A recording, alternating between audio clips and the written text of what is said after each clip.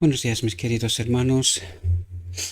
Le ruego a nuestro Dios que nos envíe su Espíritu, que nos capacite para poder entender su verdad, su realidad, su perspectiva. Hoy tengo que deciros, mis queridos hermanos, que estoy un poco temblando, temeroso, ¿verdad? Porque el tema que vamos a tratar es un tema que no es muy extenso en cuanto a texto, pero con una carga de profundidad, mis queridos hermanos, que por eso os lo digo, estoy temblando por no equivocarme. Le he pedido a Dios que hable Él, que nos explique Él su verdad, para que podamos entender su realidad, su auténtica perspectiva. La reflexión de hoy está titulada Podemos vencer como Cristo venció. Ya de por sí el título es un título que despierta conflicto, ¿verdad? Desgraciadamente hay demasiada gente que no cree esta verdad. Sin embargo, Cristo nos invita a esta realidad. Vamos a ver qué es lo que nos trata de decir, porque dice en pocas palabras muchísimo. Créame, nos dice muchísimo. Dice, fue tentado en todo según nuestra semejanza, pero sin pecado. Ya solamente el texto de Hebreos 4:15 es sintetizado, fijaos que partiendo de este versículo, es sintetizado todo lo que nos está diciendo. Pero es que lo que nos está diciendo también está súper sintetizado en muy pocas palabras, dice tantísima cosa. Fijaos lo que nos dice aquí. Dice, Cristo asumió la humanidad a un costo infinito mediante un proceso penoso y misterioso, tanto para los ángeles como para los hombres. Es decir, este proceso, que este es el gran problema que tenemos. Nosotros no entendemos que la obra de Cristo es un proceso que empieza en el cielo y terminará en el cielo. Porque nos dice, Cristo asumió la humanidad a un costo infinito. ¿Qué costo infinito? Es porque Él paga con su naturaleza el precio por el pecado. Por esto, este costo es infinito, porque Cristo preservará su naturaleza divino-humana, que es la naturaleza de Adán de origen del Edén, es así como fue creado el hombre. Cuando entendemos el propósito eterno de Dios, entonces entendemos cuál era la naturaleza de Adán, por qué la naturaleza de Cristo es divino-humana, cuál es el costo infinito que Cristo tuvo que pagar, es decir, tuvo que pagar con su naturaleza igual al Padre, exclusivamente divina, el precio por el pecado. Dice, mediante un proceso penoso y misterioso. Vamos a ver si podemos entender realidades, ¿verdad? Porque os he dicho que con pocas palabras dice tantísimo, queridos. Hay un proceso. ¿Cuál es ese proceso? Dios se convierte en hombre, es decir, en la encarnación paga el precio por el pecado, porque Él viene como un ser humano, en el cual habita la plenitud de la divinidad, ¿verdad? Dice, este proceso penoso y misterioso no es solo para el hombre, sino que es un proceso para los ángeles, para los seres celestiales, para que puedan entender el conflicto, el juicio que se abrió contra Dios, que su espíritu en ellos no es bueno. Y Cristo viene para demostrarles a ellos cómo se manifiesta su espíritu, el espíritu de Dios, la ley, en los seres creados. Y viene Él como modelo para poder demostrar cómo vive un hombre en donde el Espíritu de Dios habita, ¿verdad? Dice, y fijaos lo que nos dice, ocultando su divinidad, ¿dónde? ¿De dónde viene su divinidad? Si Él es el Hijo de Dios, engendrado de Dios, ¿de dónde viene su divinidad? Del Padre. ¿Y en dónde oculta Él su divinidad? cuando Él se despoja de sí mismo. ¿Dónde oculta su divinidad?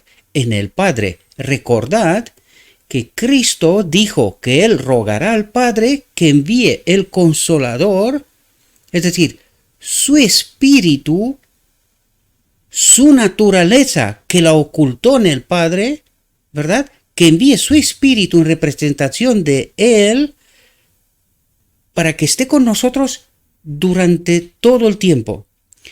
Pero esto lo entendemos ahora. Todavía estamos en este proceso que nos está explicando. Yo me he adelantado porque me obliga lo que tengo que explicaros, ¿verdad? Pero vais a ver que no tenía que haber sido así. Por eso yo os contaba en algún momento de un plan B, porque el plan A era otro.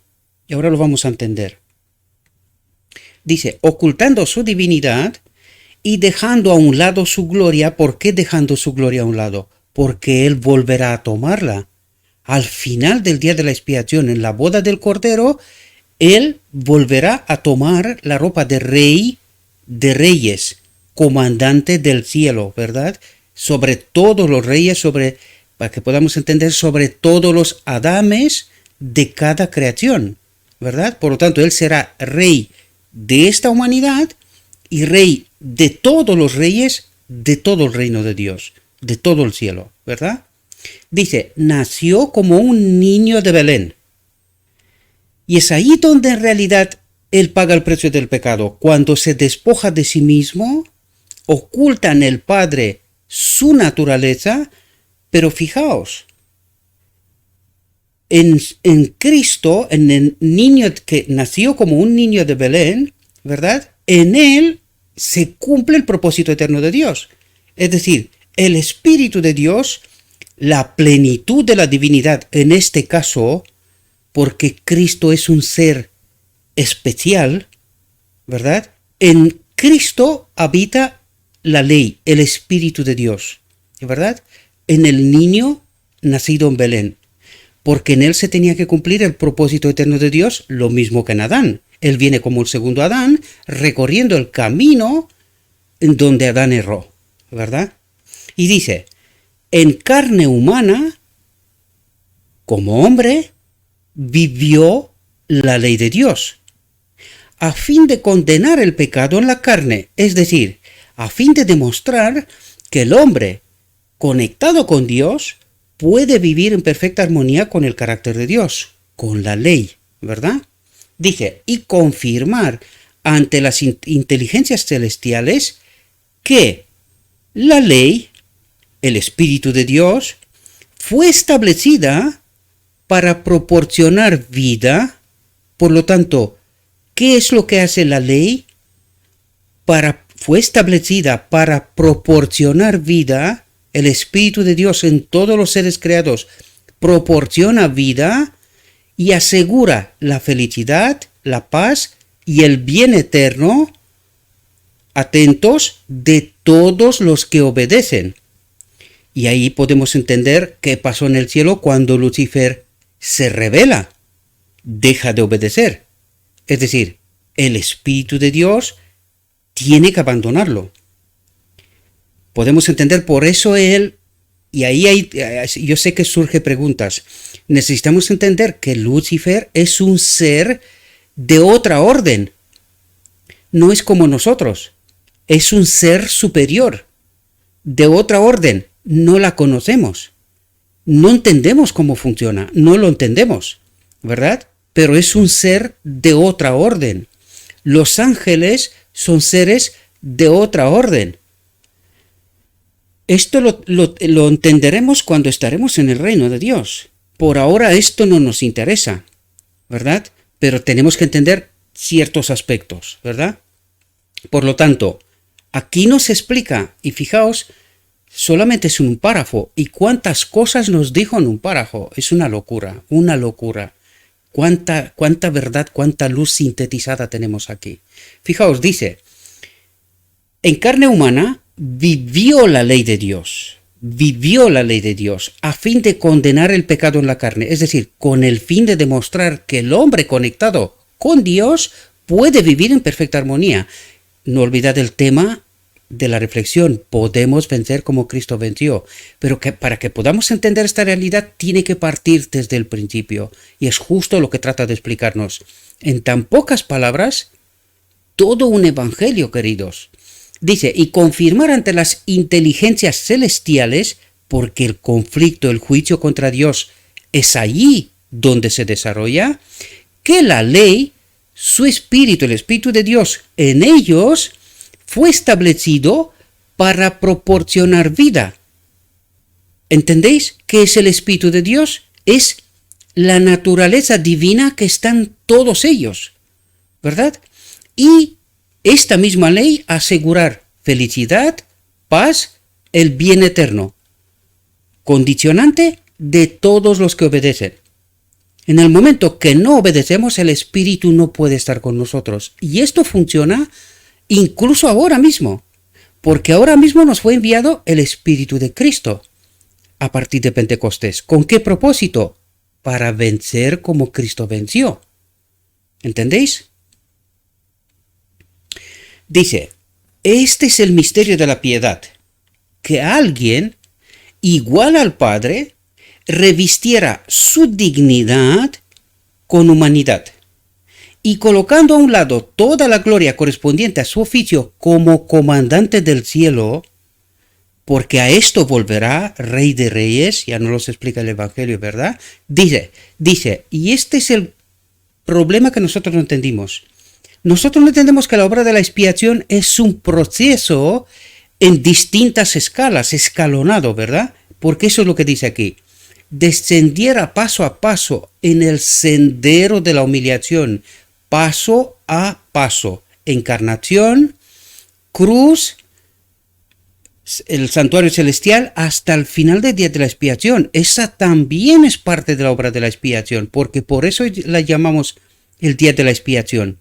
Tenemos que entender qué es lo que ocurre en el día de la expiación, que es la liberación del pecado real y total del pueblo de Dios.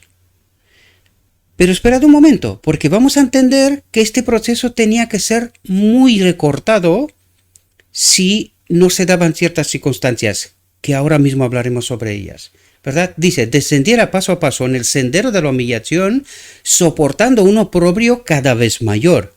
Sin pecado, sin contaminación, compareció ante el tribunal para ser juzgado.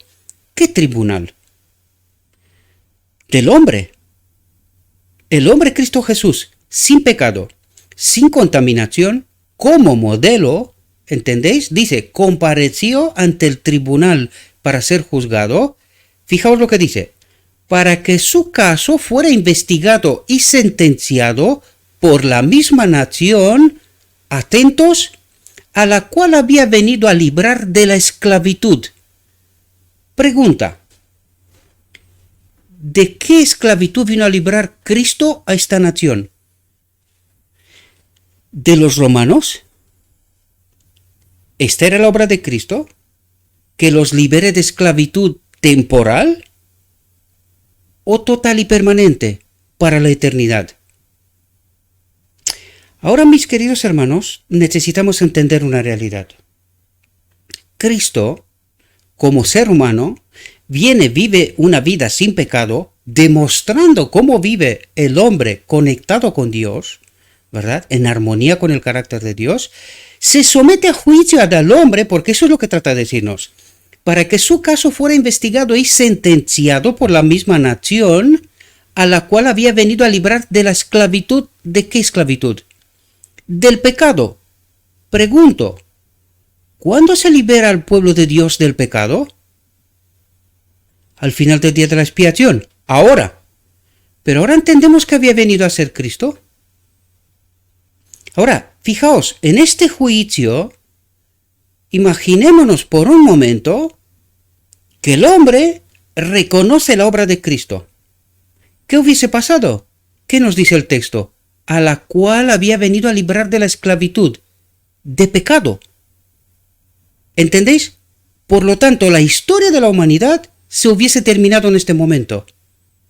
Este pueblo hubiese glorificado a Dios, porque esta es la obra de Cristo, lo dijo él antes de la cruz, Padre, he glorificado tu nombre, ¿verdad? Te he presentado al ser humano.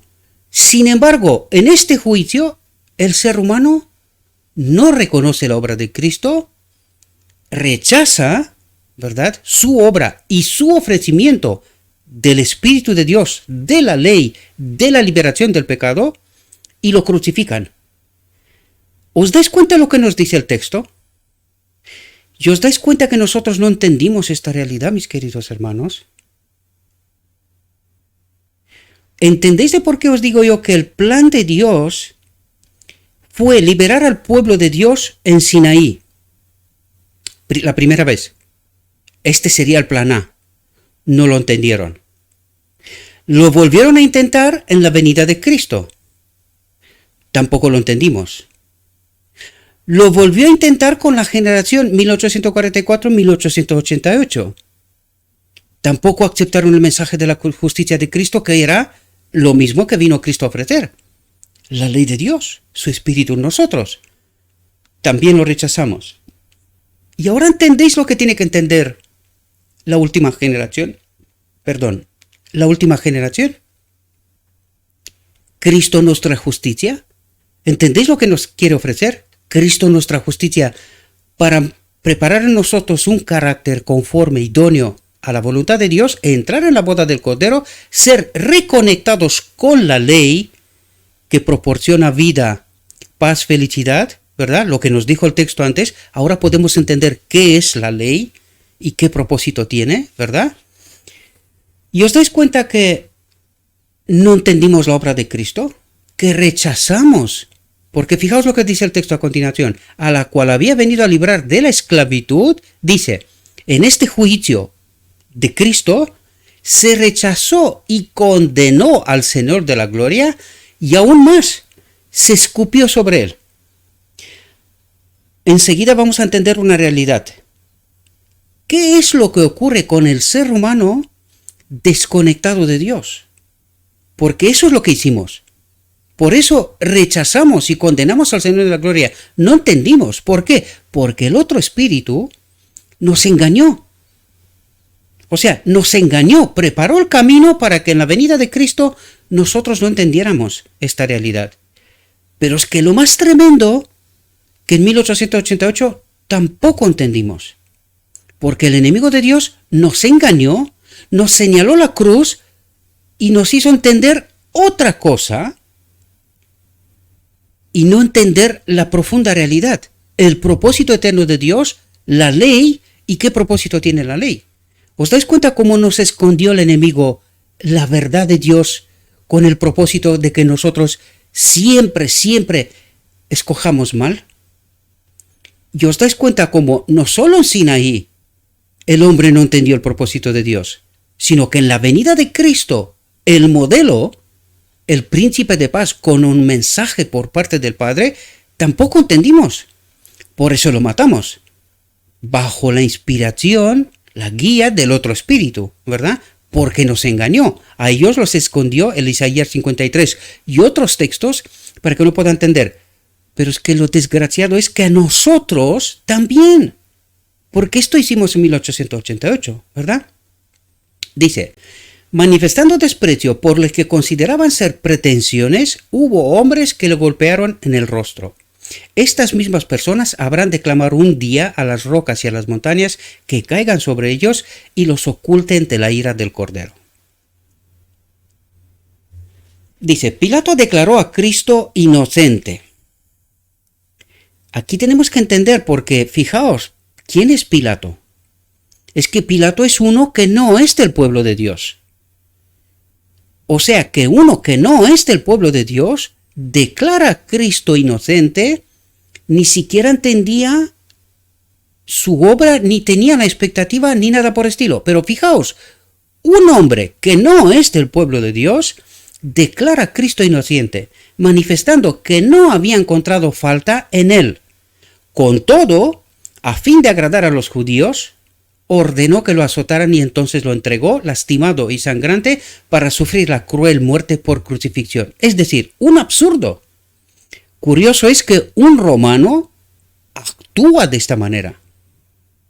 Hay que entender cómo funcionaba la ley en Roma. Sin embargo, sin encontrarle culpa, él lo entrega en nombre de los judíos, del pueblo escogido, para matarlo, ¿verdad? Además sabemos que él se lavó las manos y dijo, yo me quito la culpa de encima, pero esto no es tan fácil, ¿verdad? Dice, la majestad del cielo fue conducida como cordero al matadero y entre burlas, escarnio y acusaciones ridículas y falsas, fue clavado en la cruz. Fijaos lo que dice, la majestad del cielo fue conducida como cordero al matadero y entre burlas, escarnio y acusaciones ridículas y falsas, fue clavado en la cruz.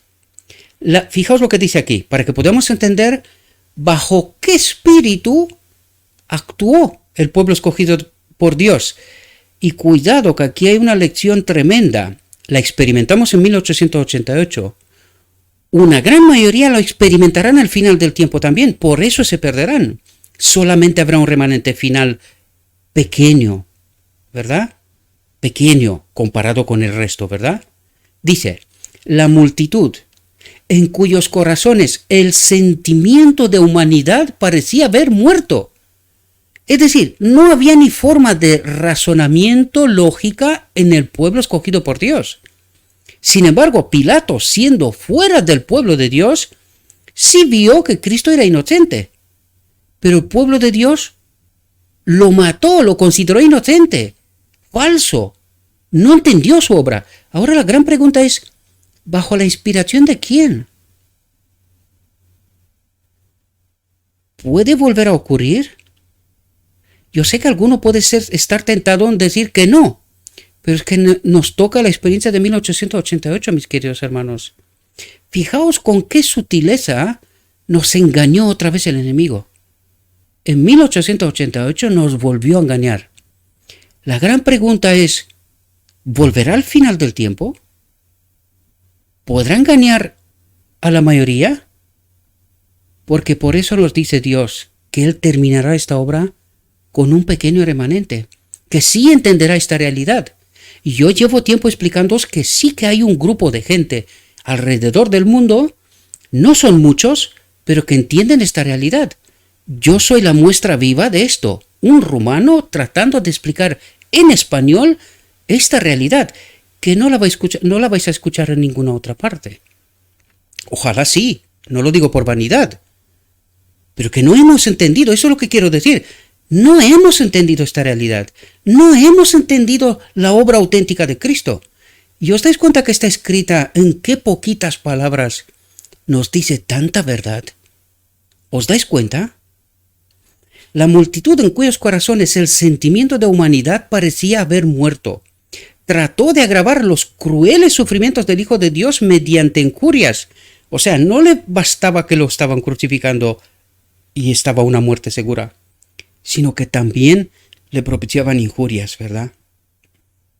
Pero así como una oveja permanece muda delante de sus trasquiladores, de la misma manera Él no abrió su boca.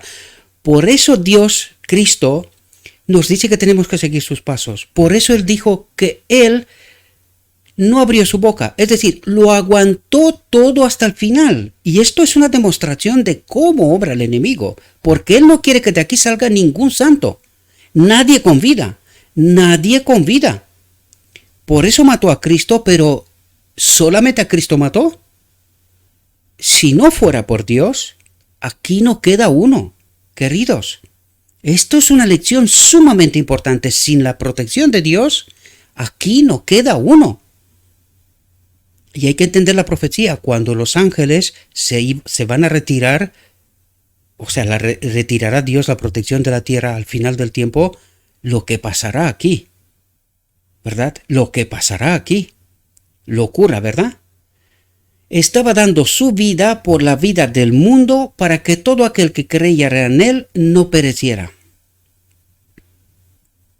Fijaos lo que nos dice aquí. Porque aquí nos desvela este paso a paso, las etapas de su obra. Y dice, Cristo cargó sobre sí los pecados del mundo entero, soportó nuestro castigo, la ira de Dios contra la transgresión, cuando la encarnación la paga con su naturaleza exclusivamente divina. Fijaos ahora, el segundo paso. Su procesamiento, del juicio que acabamos de hablar antes, ¿verdad? Su procesamiento implicó la tremenda tentación de pensar que Dios lo había abandonado. Recordad ese maní, cuando él dice, Padre, si puede ser, aparta de mí este vaso. Si puede ser. ¿Qué es lo que trataba de decir? Primero, tenía la esperanza que este pueblo lo reconociera y no fuera necesario el sacrificio de la cruz. Pero no este era el problema de fondo, sino el problema de fondo es porque él en la cruz dice, Padre, Padre, ¿por qué me has abandonado? Porque recordad que es la ley, proporciona vida. Por lo tanto, el Padre ha de apartarse de Cristo porque si no, no muere. Pero se aparta sin que Cristo haya cometido por sí mismo ningún pecado. Y esto es lo que dice, esto fue una tentación tremenda para él. Fijaos lo que dice, su procesamiento y muerte en la cruz, ¿verdad? Implicó la tremenda tentación de pensar que Dios lo había abandonado. Su alma se sintió torturada por el peso del horror de una gran oscuridad, de una muerte definitiva que no se ha resucitado. ¿Verdad? ¡Qué tentación tremenda! Dice, no podría haber sido tentado en todas las cosas como el hombre es tentado si no hubiera existido la posibilidad de que cayera. Dice, fue un agente libre, un ser libre, un ser humano libre, en donde habitaba la ley, la libertad, la vida, la paz, todo lo que nos dijo antes, felicidad, ¿verdad? Dice, fue un agente libre, puesto a prueba tal como lo fue Adán y como lo es el hombre. ¿Entendéis? Porque él vino y fue uno como nosotros, conectado con la ley, porque en él no se encontró pecado. Hasta un ser humano simple como Pilato lo reconoció, ¿verdad? Pero también fue un ejemplo para el cielo en este juicio contra Dios, ¿verdad? Levantado por Lucifer, y un modelo para nosotros, para que nosotros podamos elegir la vida. Él vino a liberarnos del pecado, de la esclavitud del pecado, pero desgraciadamente no lo entendimos. Por lo tanto, tuvimos que pasar al plan B. Más tiempo, más historia, para que el hombre pueda entender la auténtica obra de Cristo, ¿verdad? Y fijaos cómo termina, con la solución de cómo podemos vencer como Cristo venció. Fijaos lo que nos dice. A menos que exista la posibilidad de ceder, la tentación no es tentación. Por lo tanto, quiere decir, si Cristo hubiese sido un Dios, no podía ser tentado. Por lo tanto, él fue un ser humano como nosotros, con la diferencia que en él habitaba el Espíritu de Dios, ¿verdad? El Padre. Dice, la tentación llega y es resistida, aunque el hombre sea poderosamente influenciado para hacer lo malo, y sabiendo que puede hacer el malo, dice, resiste por la fe. Esto implica elección, elige no ceder, dice, aferrándose firmemente del poder divino, del Espíritu de Cristo, ¿verdad? Del Consolador. Y esta es la forma como vencemos el pecado, queridos. Esta es la solución de Dios. ¿Podemos entender? Desgraciadamente, fijaos cómo el enemigo de Dios nos ha engañado. ¿Y qué es lo que cree el pueblo de Dios hoy? No acepta la solución de Dios, no acepta Cristo nuestra justicia, porque de lo que nos habla aquí es de Cristo nuestra justicia. Si nosotros nos aferramos firmemente del poder divino, Cristo nuestra justicia, podemos vencer. Eso es lo que trata de decir. ¿Y qué es lo que cree el pueblo de Dios? Que pecamos hasta que Cristo viene. ¿Y qué significa esto? Un rechazo a la oferta de Cristo. De nuevo, para esta última generación. Pero habrá un pueblo, un remanente, que entiende esta obra y por fe acepta el poder divino y resistirá. Modelará un carácter idóneo junto con Cristo, para que se le pueda dar acceso a la boda del Cordero, en donde seremos unidos con el Padre. ¿Podemos entender esta realidad? Espero, mis queridos hermanos, que en pocas palabras hayamos podido entender realidades. Recordad, estamos hablando del misterio de la piedad. Esto implica que todavía hay cosas que no podemos entender. Y muy probablemente habrá algunas que no entenderemos ni siquiera en la eternidad. Pero desde luego Dios, de este misterio de la piedad, nos ha explicado suficiente como para poder tomar una decisión, una elección. Elegirle a Él o a este mundo, es decir, al enemigo. La elección siempre es la misma: el árbol de la vida, el Padre, la ley, su espíritu, o el árbol del conocimiento, donde solo el enemigo de Dios tenía acceso y donde solo allí el hombre podía ser tentado. Es decir, este mundo, un mundo libre del Espíritu de Dios, y si nos gusta el mundo, esta es nuestra elección. Nos quedamos con el enemigo y tendremos su suerte.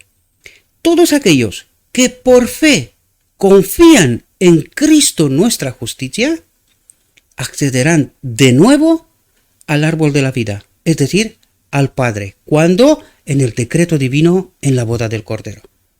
Espero, mis queridos hermanos, que hayamos podido entender de una manera muy comprimida, muy sintetizada, Evangelio, porque aquí hay muchísima luz, queridos hermanos. Necesitamos verla, necesitamos entenderla, necesitamos vivirla y necesitamos proclamarla. Hoy mismo en el grupo de Telegram he compartido un texto que una hermana lo compartió en el Facebook y me pareció tremendo. Necesita Dios valientes. Todos aquellos que por miedo, por temor a cualquier otra cosa que este mundo nos puede hacer, cuando tratamos de preservar nuestra integridad, la perderemos. Es decir, perderemos la vida. Dios necesita valientes. Dios necesita valientes. Y esto es lo que os pido, mis queridos hermanos.